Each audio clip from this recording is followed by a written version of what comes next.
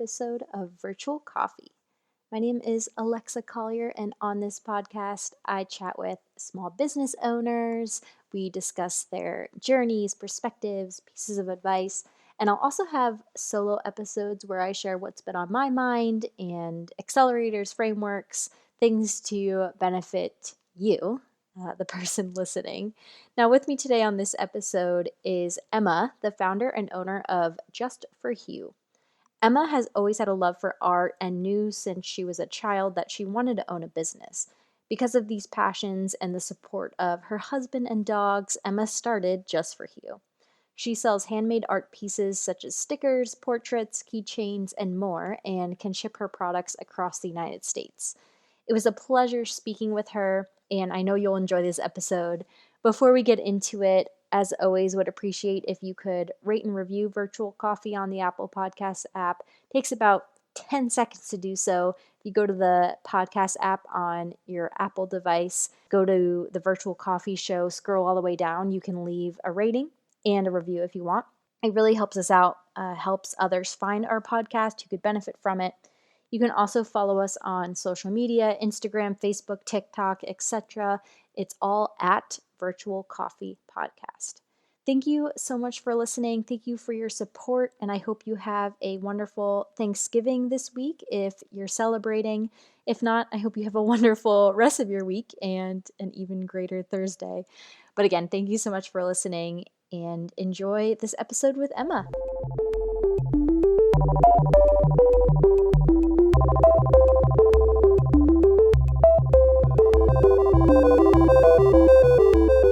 Welcome, Emma. Thank you so much for being on Virtual Coffee today. Thank you for having me. Yeah, I'm really looking forward to it as always. And so to kick things off, would love for you to introduce yourself and your business to our audience. Yeah, so like you said, I'm Emma. I run Just For Hue. I normally say it's stickers, stationery, and personalized gifts, but I'm kind of switching over to art and more. I have been into art for about 15 years now in some capacity, whether it be school, fun, whatever. And I wanted to transfer that into a business. So last year, I was just in a job situation that I wasn't really happy about. And my husband said, go for it. And I kind of started from there. So, with motivation and inspiration from him and our dogs, I just kind of got started with the digital art aspect of it and then slowly started turning it into stickers and kind of seeing where that could take me from there. And I've expanded into about 5 or 6 different products now. So, that's been a lot of fun. Wow, that's awesome. And tell us more about that leap going from, I'm assuming you had more of a like corporate job. Is that correct?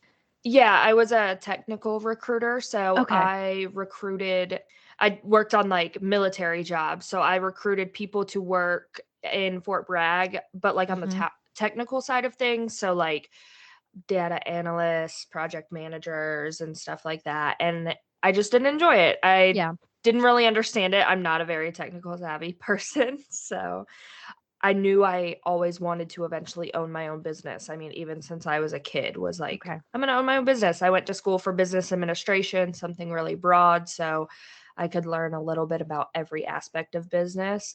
And it was just a good time for me to take a step back from the structure and you could say security of a 9 to 5 and give it a chance. And it's done a lot in the last year or so.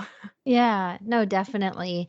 Do you have any advice or words of wisdom for someone who might be sitting there in their corporate job, not loving it, has a similar dream of wanting to own their business? Maybe they do it as a hobby right now. Like any advice to actually make that leap? Because I could imagine in that moment, it's probably really exciting, but also really scary to do that. Yeah, I was actually talking to my husband about that today is just have confidence and go for it. Not everything is going to work out, even in their corporate job or in anything. Like you can't guarantee that something is going to work out, but you can at least guarantee that you try. You have a say in that. I mean, when I first started, I started making those wood signs and I realized that one, the market was saturated, and two, I just wasn't I didn't really have the creative mindset to stand out from everybody else that was doing them, and so I had to make the shift into the digital world and the stickers and everything. So, it sounds cliche, but, like, really, if you just put yourself out there and you try and you're passionate about it, people will notice that and they will support that. I like how you mentioned too how nothing's even guaranteed to work out or, to take the leap, Mhm. even if you have a corporate job, right? Maybe that looks like Mhm. asking for the promotion or going for a different skill set on your team or something. It doesn't just have to be making a whole switch to owning your business. I just appreciate that comparison and how that relates probably to really mostly everyone. Yeah, my dad has always told me my whole life, "If you don't ask, the answer is always no." Yep. And, like, that seems funny, and obviously, in terms of with my dad, that's probably, like, asking for things from him or whatever, but it really has been true my whole life. It might be a little awkward and feel a little uncomfortable, but you don't really know the answer unless you ask. I completely agree with that. Like you're saying, the worst that can happen is someone says no or it doesn't work out. And I'm not saying that's not hard, but Mhm. right, there are many other worse things in the world that can happen besides that. So, Oh, for yeah. sure. Yeah. No, I'm with you. Would love to dive into more about the products you currently sell. So, if someone listening to this podcast were to go to your website or want to purchase something from you, what could they see? Yeah, so quite a few things right now. I would say the center of my business is the waterproof stickers. Mm, So I have probably somewhere around 70 designs right now that I have drawn and created myself of just fun 3-inch stickers. People can use them for water bottles, koozies, coolers, laptops, notepads, anything like that. And then I turned like 5 or 6 of those designs into acrylic keychains as well, which have been fun. A lot of, like, kids like to put them on book bags or people gift them to friends, and they kinda add a little bit of color and local art to their keys, and then I am expanding into, like, stationery and stuff, so I designed a couple notepads, notebooks, art prints, like 5 by 7, like wall decor and stuff like mhm. that.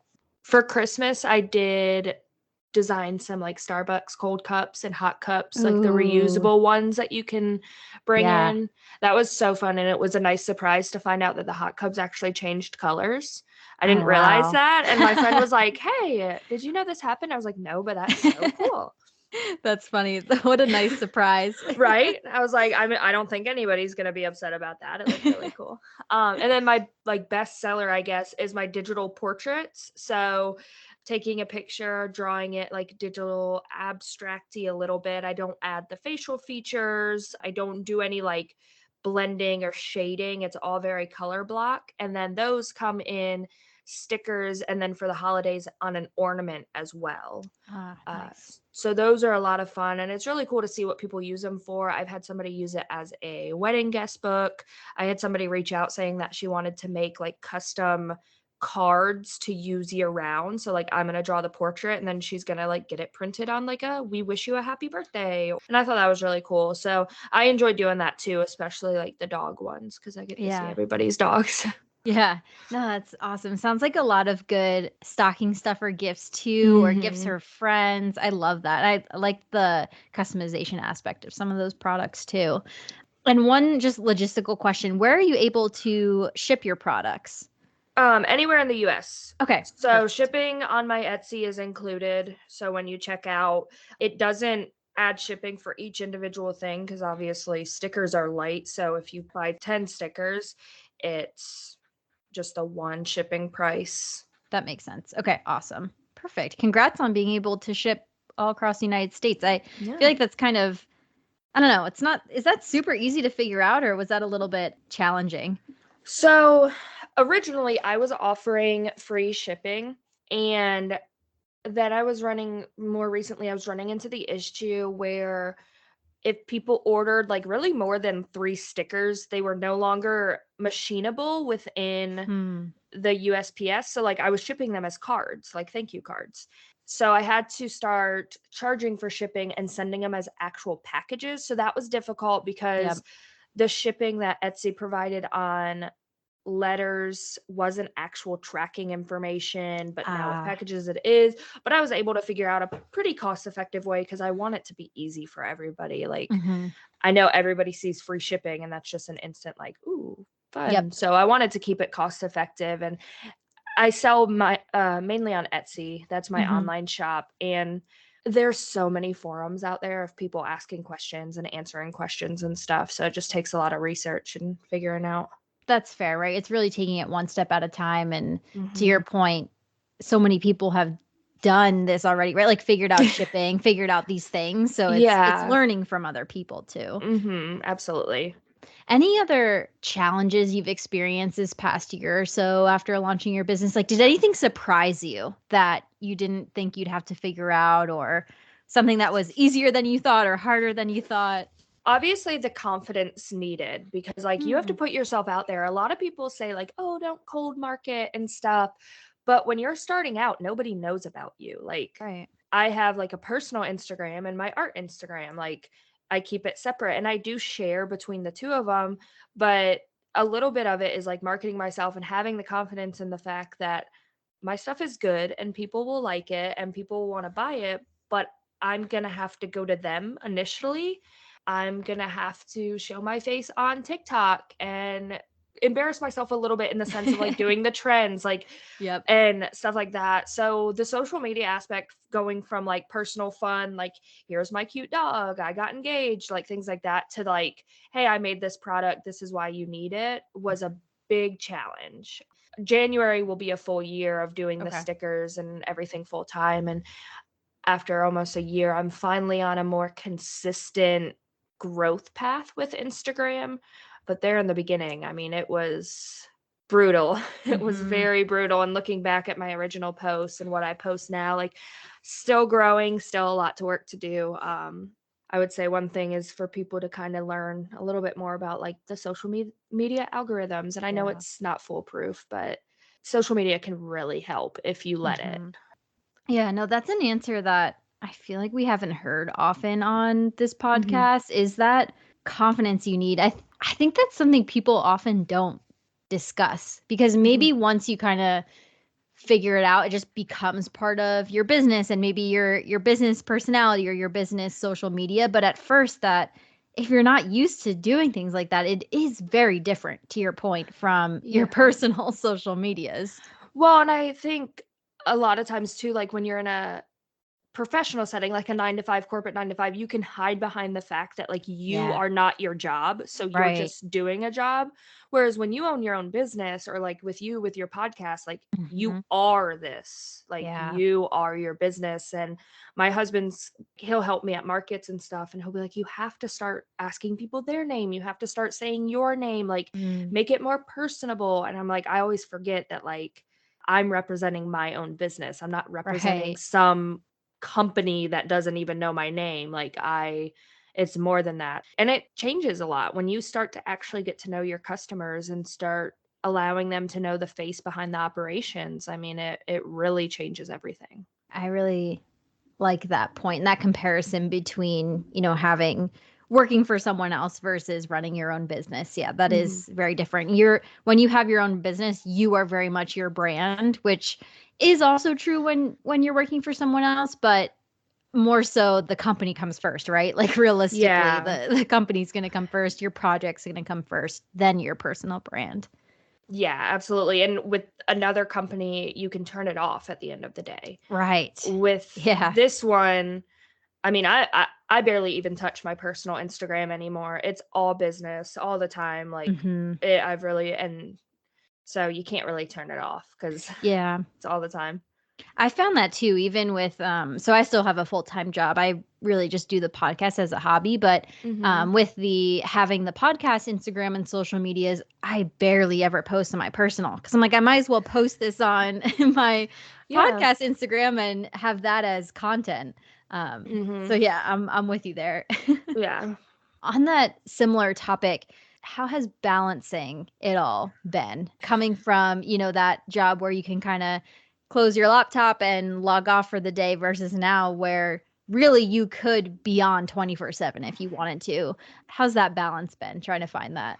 Oh my gosh, I'm still looking for it. I've been up since 4 a.m. doing work today, and it's a Oh, geez. Saturday, like, but I love it. So Right, it's right. like, yeah, I might not have as much of a balance, but at least the thing that I'm putting my time and energy in is still something that I love. I would 100% recommend to people have a balance. I think part of the issue comes with the fact that, like, my workspace is in my house, so it's Sure. very easy to just pop into my office and print a couple stickers, or I'm already on my phone and somebody messaged me, might as well message them back, and I'm Mhm. trying to at least give myself 1 day a week. It doesn't always work out. Maybe it's a half day, maybe it's a couple hours a week where I'm, like, completely shut off from work. And I'm actually closing my Etsy shop down for the entire month of December. I'm Okay. still doing pop-up markets in the Raleigh area, but I have a lot of new products that I wanna release in the new year, and Mhm. I didn't want all the distractions, and I was like, "I can take half days, I can do half the day designing, the other half of the day doing whatever I want, and, like, really reset for my 1-year anniversary and Yeah. everything." But I am still working on finding that perfect work-life balance because I think it's hard for artisans as well. The pop-up markets happen on the weekends, Yeah.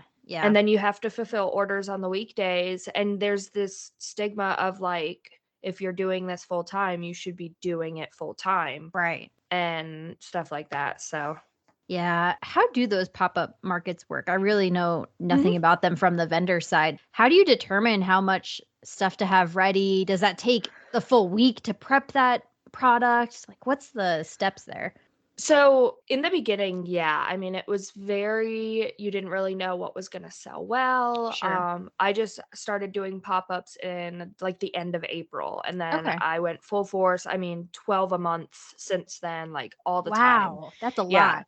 I wanted to kinda test the waters with all of them, and then next year, I'm gonna go to about 2 or 3 a month and, like, Okay. prioritize the ones that I think do well, because it depends, like, I could invest a good amount of money into one and not even make my money back, or I could do one for free and make a lot of money. So it's a lot of trial and error. It's putting yourself out there. And then, yeah, I mean, the prep work for me, I've kind of narrowed it down to it takes me about a day or two to prep, depending on how well Mhm. my last one did. Since I print all the stickers in house, I try to only keep about 6 or 7 of each sticker in stock just to not be wasteful of the Mhm. paper that I'm using and stuff like that. And then for everything else, I just kind of have it out until I get down to like 1 or 2 of, and then I either order more or design more or whatever.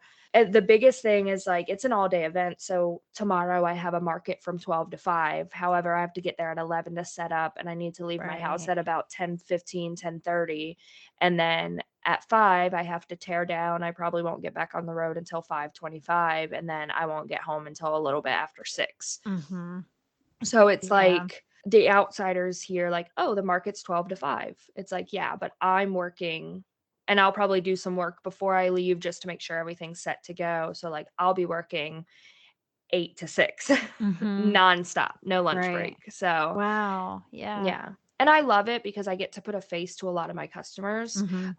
Every market I get people like, "Oh, I follow you on Instagram," or, "Oh, I saw you were gonna be here. I came out to say hi. I brought my friend with me." Or they'll, like, place an order on Etsy and pick it up at a market so that they can Mhm. support other vendors that are there. And then I get to meet a bunch of other small business owners and, like, build my own personal community, so that's been a lot of fun too. Yeah, Mhm. no, I didn't realize they were that long. I mean, it makes total sense. I guess I just never thought about it, how long Mhm. of those days it is for you guys, for the vendors. Yeah, Wow. and some of the markets are shorter, like Thursday night, I did one that was 6 to 9, however, it was Okay. an hour away. Yeah. So, I left my house about 3:30 and I didn't get home until about 10:45. Yeah. Yeah. That's interesting. Clearly, they're worth it, right? Like, do they help you maintain consistent customers, get social media followers? Like, what do you think the markets are best for your business personally? I would say social media for sure. Okay. I mean, I do pretty well sales-wise, but I always tell people, like, I never use markets to like, I never judge markets by the monetary value because my Okay. products are like 3 to 10 bucks a piece. A Sure. lot of people out there, they're selling their products for like 25 bucks a piece. So it's just a Mhm. way different thing. Whereas for me, like I try to push more like hey, like, thanks so much for stopping by. Take a card with you on the back as a QR code for all of my social media, Instagram. If I have a promotion going on, I always tell them that. And I've gotten to the point where I can normally get anywhere from about 10 to 25 Instagram followers just Oh, from doing a wow. market. And then that's on top of just the natural growth that I get from my reels and stuff. And then the other thing is I offer a lot of collaborations with small businesses because some of the bigger box companies that you can purchase stickers that like people throw in as freebies or whatever are kind of expensive as like just Mm, a general expense.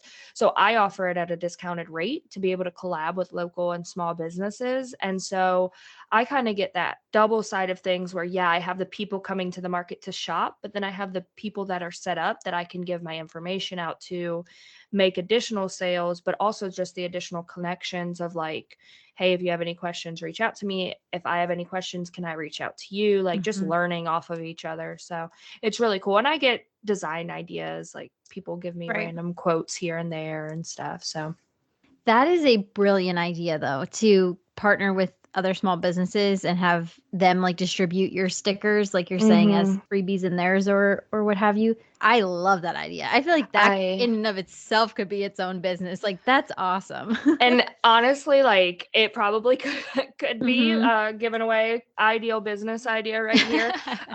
No, but it's been a lot of fun because, I mean, I know a lot of people that have sticker businesses like me, and they order their designs off Sticker Mule, and I would love to be able to do that. I just find it too expensive, and then to be able to keep my stickers at $3 a piece, which I think is fair, it just doesn't make sense, and so for these, I offer them at, like, 25 to 50 cents a piece, and it does put a little bit of extra work on me when I've had an order as big as 1,000 stickers, and it took me Wow. a good couple days to get it all done, but Mm, it's so nice to see how excited everybody is when they get them, and to know that I assisted a small business mhm. in being able to provide that level of service that they wanna provide and not break their own bank in order to Right. do so. Yeah, definitely. I mean, and getting exposure to you, right? Like, it's a Yeah. win-win for everyone Mhm. involved. I love that idea. That's really smart.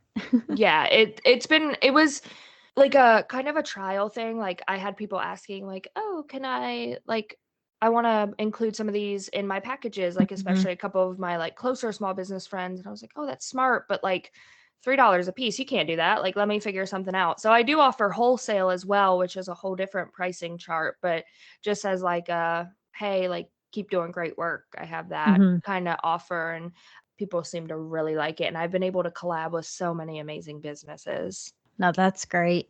Were you always into digital art, stickers specifically? I know you mentioned you've always kinda have had a love for art and always wanted to Mhm. own your small business, but how'd you get into these specific products? Was that trial and error? That was by the love and support of my sweet husband because Okay. I've always been very artistic. I've been in art all throughout school. I was a dancer growing up, and that was Mhm. originally what I wanted to own as my business was a dance studio. Okay.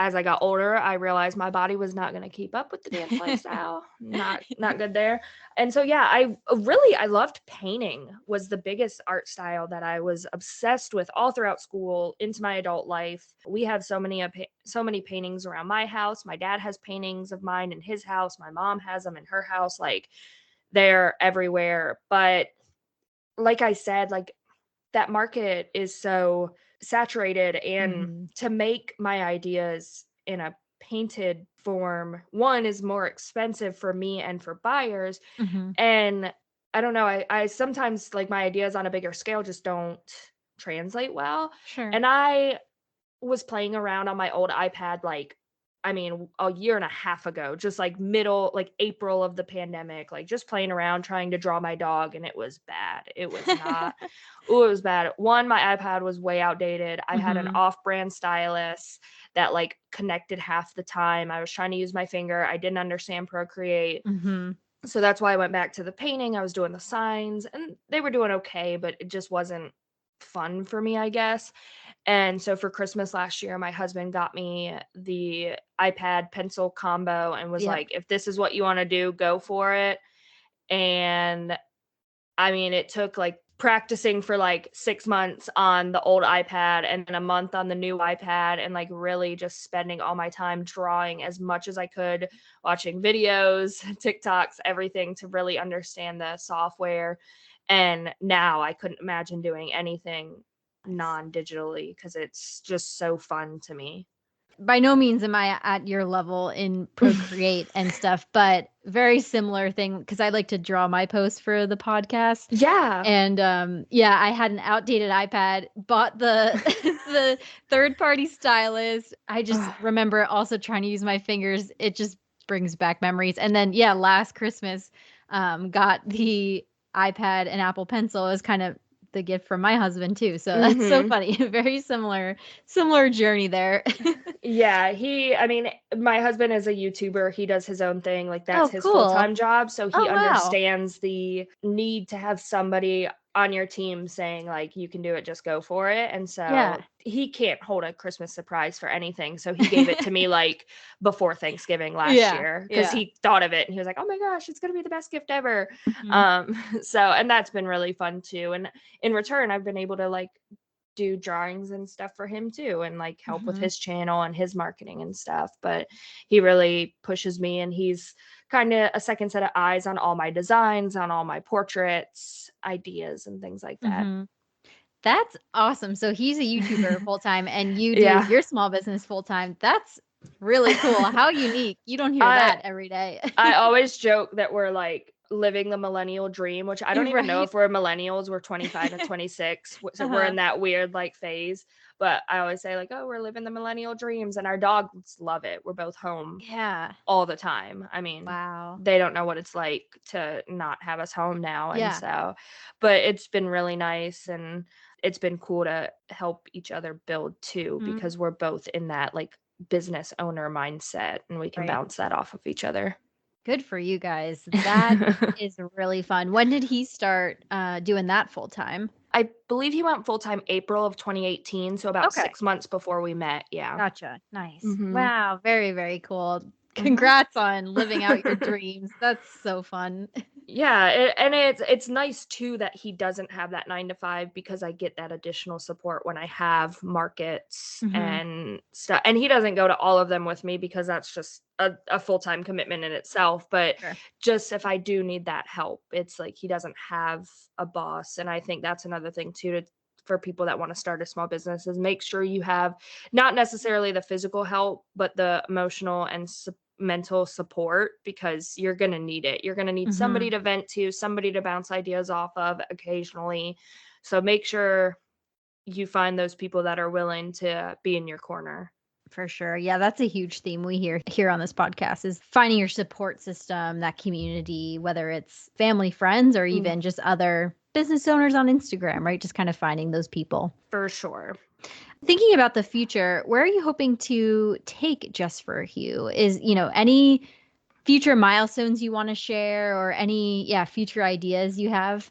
I guess like a short-term goal would be sell to all 50 states. I'm in Ooh, about 30 of them right now. sweet. So expanding that one, and I also want to expand to my own website and not an Etsy domain. Just kind of have everything under my control. Etsy's a great place to start out, don't get me wrong, but just kind of have that. I don't think I ever want to go brick and mortar just because I don't want to have that many unique Hmm. products. I don't think I could fill a space. And then the other thing would just be continuing my business collabs. And I mean, I joke with my friends and everything all the time. Like the NFL this year, their like theme is like cartoon drawings of everybody. And I'm like, come on, like those should be my drawings. And so, Right. like, maybe getting that big collab one day, somebody a little bit more well known. And I'm starting to get more to where like I've collabed with like a small business that has one location and now I'm like in the works of meeting with small businesses that maybe have like 3 locations in North Carolina. And Yeah. then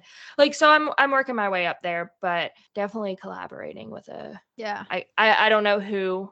I mean, Disney would be a goal, Yeah. That'd right? be awesome. But who knows if that could ever Yeah. work. But Yeah. something like that. I mean, you definitely have to write those dreams out and stuff, and I think getting in all 50 states would definitely help push me in that Hmm. direction. For sure. Yeah. Like you said, like it's great to have those dreams. And Mhm. even if that path to that dream leads you somewhere else completely, like it's All paths are great, right? It's just working Yeah. towards that. Yeah. Yeah, and I think it would be cool too to be able to teach my skills in some capacity. I Oh, see yeah. so many people like candle makers or macrame artists that like can host classes because like those supplies are easier to distribute. But finding a way where it's like, hey, if you have an iPad and a pencil, like come and I'll like teach you Procreate tips and tricks and stuff like that. I'm not one to quote unquote gatekeep. My niche, my like secret is my creativity, my Mm. ideas. If you start stealing my designs, like that's just on you. But if you want to know what paper I use, if you want to know what I cut them on, what printer I use, I will tell you anything. I tell people all the time when they come up to my booth and ask about it, anything they want to know, because I know that if they have good intentions, they're not going to copy my designs. And that's what makes me different. And so I think it would be really cool to be able to teach like a Procreate class or something, like even combining with maybe like a local school that offers like iPads and pencils for like an after school club or something would Yeah. be really cool. Yeah, and I would go for sure to a Procreate class. You could even do YouTube videos or even just Mhm. TikToks, which you might already do, but just sharing like Procreate tips and tricks. Like, I feel like people are always looking for stuff like that. For sure. Yeah, I can't make TikTok work for me, work in my favor. I don't TikTok does not like my videos. They'll get like 12 views and I'm like, I don't get it. And then my One like day, one of them will go viral randomly. That's the thing about well, TikTok is it's like so random. well, and on Instagram, I just had a reel get 180,000 views. Mm, I'm like, wow. I can't comprehend a number that big. It makes no Yeah, sense. So I've been sticking to Instagram reels and then when I that's feel fair. like it, I'll post them on TikTok. But That's yeah, fair. that might be a good place to start of just Yeah, posting something like that. videos. Yeah, and even when you mentioned maybe not wanting to do the brick and mortar, up in Wake Forest, they have the Cotton Company. Have you heard of them? I have not. Okay, so the Cotton Company is downtown Wake Forest. You might want to check it out because they have all small businesses in this Okay. one storefront called the Cotton Company. So I could totally see you having one booth, right? And like that Yeah. would, it's basically like a pop-up or any of the markets, but it's Mhm. permanent, right? It's like a permanent Cool. space. I wonder if that would be a good spot because I could totally see your stickers being there, right? And just prints, stuff you can just keep there and continuously sell. Yeah, for sure. I just followed them on Instagram. Awesome. Actually the market I just did on Thursday was in Wake Forest at Okay. Unwind on White. Yeah, yeah. So I set up there every month and Nice. I've done a couple wholesale orders. So I'm in Preston Flowers of Cary. Okay. I'm soon to be at Bones Wilmington, which is in the cargo district. And then I'm currently in the Triangle Pop-Up Holiday Shop Ah, in yep. Morrisville. Very nice. So I'm expanding that too and offering wholesale and stuff. I just don't think I would want just a store for me. I like the Sure. wholesale Yeah. and the consignment and stuff isn't that bad either. It's just working out the details of that that's stressful, whereas Mhm. wholesale is like cut and dry. Plus, when I'm in other stores, I get to go one, see my artwork, but then two, see like everybody else, which is just a cool way to find Mhm. new small businesses to support. Agreed. And when you do partner and collab with other small businesses, do you draw stuff specific to them, like their logo or something, or are you giving them your designs to then hand out? So it depends. Okay. Some people like to order my designs to go into their packages. Like one of Hmm. my good friends, she just says like, "Hey, can I get 100 stickers, 10 of these 10 designs?" I had somebody else that reached out. They really liked my community over competition sticker. And she was like, "Hey, could I order some of those? But can you put like your Instagram on it so that people don't think I made it?" Because she Uh, makes stickers, but she liked that design. And then with other people, I've done like, they'll message me and be like, "Hey, could you do," it was like a candle company and they were like, "We don't want just candle stickers. Could you do something that maybe says like shine on?" So I did shine on ah, a candle and then I made like you glow girl and I designed those for them. And then other people were like, "Hey, here's my logo. Can you print it for me?" And it's just that simple. But I do hold on to the designs that I make for people indefinitely. So once I design it once, if they want it again in a couple months, like I'll have that for them and things like that. So it really just depends on what they're looking for. the Raleigh night market I collabed with, and I designed like their promotion for the Very Merry Christmas market, Very Merry Carry Cool. Christmas market. Yeah. So like, even though they have their own like Raleigh night market design, I designed that aspect for them and then Mm, printed the stickers. But then I've had other people just say like, "Hey, can you print this on a 2-inch circular sticker?" And sure. I'll Yeah. just clean it up and send it through my software. Yeah, again, I just love that idea. I'm just imagining a lot of the small businesses I've interviewed on this podcast, like having, one of their cookies on a sticker and they can send that out when they ship their cookie. Like, that's just so Yeah. smart. I love that. I am currently in the works of doing a digital portrait of a charcuterie board, and I'm Nice. so excited because that just sounds so fun. So yeah, I mean, I can really draw, quote unquote, anything, and then I Hmm. can also just make anything that people have a digital file of a sticker to, Right. which has just been helpful because, like you said, like sometimes people just want the physical thing, and so to just be able to throw it into their order, their package, whatever. Right. And people go crazy about stickers. Like, Yeah. it's wild. Wow. Yeah. I just am like, my brain's going crazy on all these businesses that could have your stickers. I just think that's such a good idea. I love that offering for other business owners. So smart. Mhm. And since I'm closing down in December, I normally don't run a sale on them just because I already offer them pretty Hmm. cheap as I can.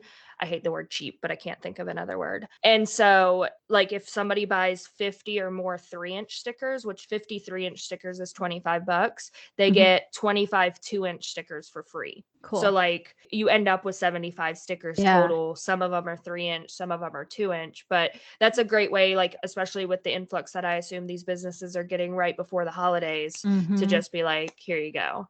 Totally. So, any business owners listening, contact Emma because this is a brilliant idea. I just love that. Yes, and I Cool. can always, like, deliver and do local pickup and stuff in Hmm. the Raleigh area, which is nice because I know sometimes, like, you don't think about it, and then, you have a market in 2 days and you want something, Fair. so Wonderful service.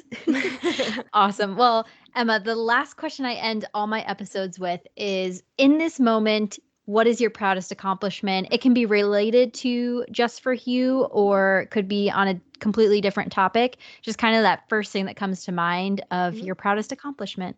I worked in at Disney World. So I did the Disney College program, and it took me 3 tries of applying to get in, and normally, like, I would be the type of person to, like, not do it, and I stuck through it, and I got in, and I worked there for 8 months. I became a trainer. I was offered positions before I left. I just unfortunately couldn't take, and I, like, just really overcame a lot of personal, like, fears and doubts and stuff when accomplishing that, and it just was an awesome experience, and I'm really proud of myself for just taking the leap of faith at 22 years old and going out Hmm. there and doing that.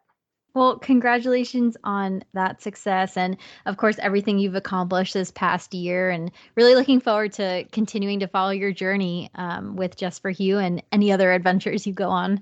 Yeah, thank you so much. I Yeah. really enjoyed talking to you today. Awesome. Yeah. And before we leave, where can everyone find you and Just for Hue? Feel free to shout out your social medias, website, anything you want to shout out. Yeah, of course. So I am on Instagram at just.for.hue, Hue. It's like a play on words. I'm on Facebook as well, Just for Hue. And then I am on Etsy, Just for Hue by Emma. Etsy is the best way to shop, but Instagram, if you have it, is the best way to contact me with any questions, just because I'm always on it. And then TikTok as well. I'm on there at Just for Hue. Excellent. Yeah. Let's get your TikTok views up, Emma. I know. It's so sad to look at. I'm like, No, no. They'll that's like the best and worst thing about TikTok is I feel like they really don't have much of an algorithm that you need to like win over. So it's kind of, at least from my perspective, it seems very random, right? Like what goes yeah. viral. Yeah. For Well, sure. again, thank you so much, Emma, for chatting with me. And I hope everyone checks you out and Just for Hue. Thank you so much. I appreciate you having me on.